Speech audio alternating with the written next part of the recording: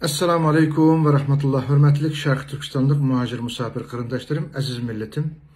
Bir hafta yaqa ağan uçurla bizni hakikaten kaygıga saldı. Bu haqda ciddi endişe his qildik.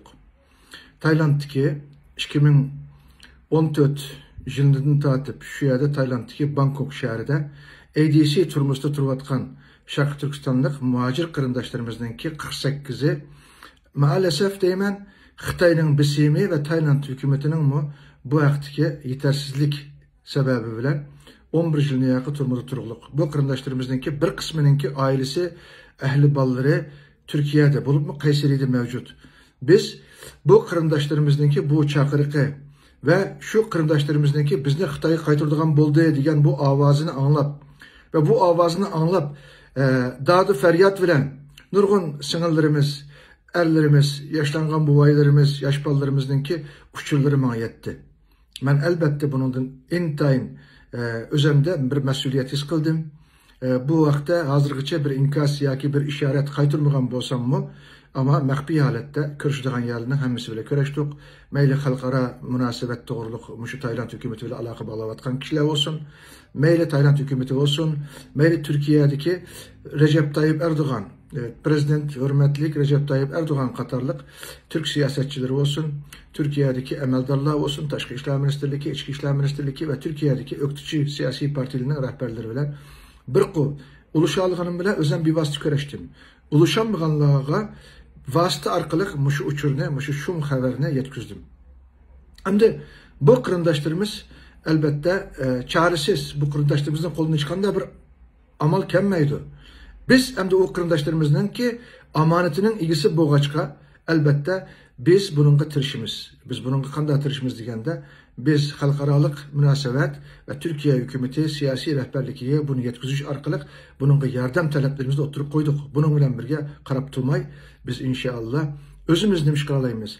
Biz cismani, vicdani, imani cihetten bununla kanda mesul bulalayımız ya ki bu mesuliyetle kanda ada kılımız degen sualık gelsek biz bugün inşallah ağan kararımız eğitlikke peşinnamızda Ankara'daki Tayland baş elçihanesi aldığa bütün Şarkı Türkistanlık Uygur kırındaşlarımızını şu yere yığıp teşkilatlarımızın başçılığı da bu narazılığımızı, Xitayga olan bu inkasımızı, Xitayning bu hilimikir, suikast ve aldamçı siyaseti boğan nefretlerimizni izhar kılış ve milletimizge ve şu yerdeki mahpus kırındaşlarımızga sadakatimiz ve mesuliyetimizi ada kılış için inşallah eğitlikke yani 1. ayının 15. günü Ankara'daki Tayland baş elçihanesi aldı da bütün Şarkı Türkistanlık Uygur kırındaşlarımızını cem buluşka ve şu yerdeki mesuliyetimizi ada kılışka teklif kılımın. Endi hürmetli kırındaşlar bir yerde şunu da ötüşüm gerek. Biz 10 yıl burun hürmetli Recep Tayyip Erdoğan o vaxtda baş ministerdi. Sizler bilisizler Şarkı Türkistan'daki Xitay kırgınçılığına çidiyanmay. O'rta Asiyaga bası O'rta Asiyadaki bizden Türkiye milletleriniki xiyanatiga duch kelip Xitay qaytırıp bergen ahvalga duch kelgen kırındaşlarımız elbette başka çıkış yolu tabanmay Şarkı Janubi Asiyaga kaçkan bu 2014-2015 yılda yüz bergen vaka. Şu vaxtda biz Allah'ın yardımı bilen bizge uçuruk qilib bizning yardım talep qilgan kırındaşlarımızını birip Malezya, Tayland, Endonezya qatorliq bu devletlerge birip o kırındaşlarımızı ziyaret qilib ularning halini to'liq egallagandan keyin hurmatli Erdoğan'a bunu arz qilgan, Erdoğan'a sungan bu teklifimiz bilen birge hurmatli Erdoğan mı Xitayning qirg'inchiligida yo'q bo'lish oldidagi bu kırındaşlarımızınki qutuldurilishi uchun Malezya baş ministeri Necip Abdurrazak bilan ko'rishib şu 10 ming belki 10-12 ming Uyg'urningki Malezya, Tayland, Endonezya, Filipin, Kamboçya qatorliq mushu Sharqiy Janubiy Osiyo ülkelerinden Türkiye'ye kelishini o'rinlagan. Birincisi Allah'a biz minnettar biz, Allah'a rahmet etimiz. Allah bu işte en mükemmel bir şekilde bizge yardım kıldı. Ama sebep ve vasıtı cihetten hürmetli Erdoğan'a bir kız gipimizge elbette bununla karşılık nihayeti samimiyet bilen Uygur kırındaşlarımızdan Türkiye'ye ekilişige muşununla samimi bir ifade bildirip muşu faaliyetine orunlaştırgan oldu. Bugün bizninki hammamizning xursand bo'layotgan Sharq Turkiston davosida, ya'ni kelajagimizda va vatanimiz, millatimiz uchun qildigan faoliyatlarimizda nurg'un to'pib qo'shayotgan qarindoshlarimizmi shu doiradagi qarindoshlarimiz desak bo'ladi. Bulardan biz faxrlanamiz, ham bulardan zo'r umidimiz bor. Hamda demoqchi o'g'lim shuki, biz bu yerda yalnız Türkiye'deki teşkilatlarımız emas, biz Amerika, Kanada, Avrupa, Türkiye Cumhuriyetlerimiz olsun, Orta Asya Türkiye milletler olsun, meyle Avustralya, Japonya, Katarlık bu devletlerdeki Uygur teşkilatlarımızı ve Uygur halkımızı amne Uygur halkınınki peşindeki muşu musibetki iki çıkışka teklif kılımız.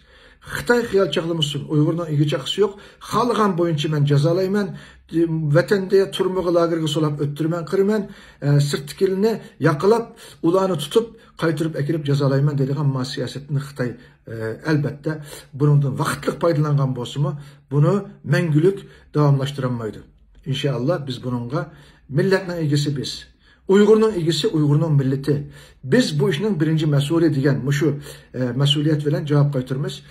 İnşallah eğitlikle, yani birinci ayının 15. günü Ankara'da, çarşamba günü peşin namazda bütün Şarkı Türkistanlı kardeşlerimizle, Türkiye'deki kardeşlerimiz olsun, belki dünyanın her kanda yerdeki kardeşlerimiz olsun, aynı vakitte imkanları bağla, imkanları yokla, meyle bir gün ahırga ullap kısım buludu. Tayland elçixanasına şu inkasımızı, göz karışımızı oturup koysak, herhalde Tayland hükümeti bu bipervalıktan, bu qarıniyetlikten, ya ki Xitayning aldam siyasetinden belki özünü kutulduruluşu mümkün. Tayland hükümetiga biz düşman nazarda qarmaymiz. Tayland hükümeti elbette bizden dostumuz mu deb qaraymiz. Çünkü Tayland arkalık nurgun Uygurlar kaçıp Şarkı Cənubi Asiya arkalık Malezya, Endonezya qatarlıq hür dünyaya erkinlikке erişken. Bunu hiç kaçan unutulmayımız. Ama Xitayning azraq bir menfaati, ya ki azraq bir iktisadi, siyasi, halkaralık bisimi bula arkalık eğer Xitayga Tayland hükümeti bu 48 qarindishimizni qaytarib etsa, bizning düşmanımız birden bir Xitay degan bu nişanımız elbette bu nişanımızda özgürlük yok. Lekin biz düşmanımızı köpeytishni xalamaymiz. Ama Tayland hükümeti eğer bu xata yolunu tanlab qalsa, elbette biz bunu devlet buluş aldıda, ya ki devlet kurgan vaktimizde devletinki milli hatırasıga, milli tarihiga yazımız. Qaysi milletler, qaysi devletler Şarkı Türkistan'daki Xitay qırgınçılığı mezgilide Uygurlarga egi çıktı. Qaysi devletler, qaysi milletler Xitay'ninki bu qırgınçılığı maslaştı degen elbette bu Şarkı Türkistan milli tarihi yazıldı. Biz şunun için Tayland hükümetinin kallasına bir silkip bizni düşman qatarıga ilib etmeslik, bizni himaye qilish, eğer bob qalsa, ikinci, üçüncü devletlerge şu 48 qarindishimizni qaytarib berishga bizga maslashishni talab qilaman. İnşallah Allah biz bilan qarindoshlar. Assalomu alaykum va rahmatulloh. Seyit Tümtürk.